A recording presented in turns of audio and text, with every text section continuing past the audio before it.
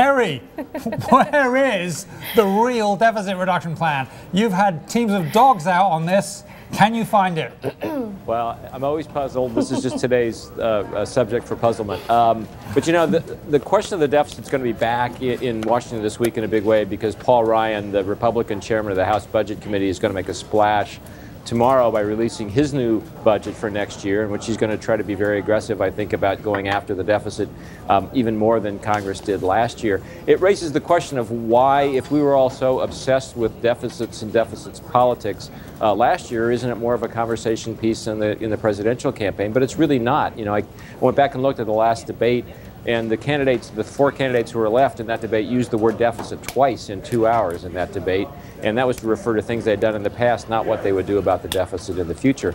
I think what's happened here is that it's never very pleasant to talk about the painful things you need to do to cut the deficit. It's more fun to talk about tax cuts and changing other programs, not so much about the tax increases that President Obama is saying he would use to deal with the deficit, or the spending cuts, or the closing of tax loopholes that you'd have to do in a very big way to really attack the deficit. So it's gone by the boards a little bit. So do the candidates, do any of them have a deficit plan that you can clearly explain to us? Well, yeah, well, they do have plans. I mean, the problem is that they're very vague. And, you know, what they're very specific about is what they would do to cut taxes. You know, Newt Gingrich talks about a 15% flat tax, which is not really a flat tax because they still give you lots of deductions that are very politically popular. And Rick Santorum talks about two rates of 15% and 12%. And that all sounds great. What they don't do nearly so specifically is talk about how they would offset those lower tax revenues with spending cuts. You know, Rick Santorum, for example, just says, I would find $5 trillion in federal spending over the next 5 years without really saying where that spending cut would come from. Mitt Romney is a little better about it. He's offered a slightly less dramatic tax rate cut. And has been a little bit more specific about how he would pay for it.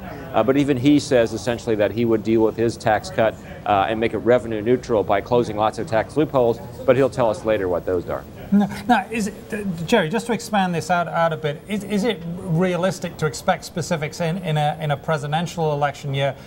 Is it really the reality that this has to be done, tax reform has to be done in the first year of a president's office, because then you're immediately into the midterms in the second year, so it has to be done lickety-splickety?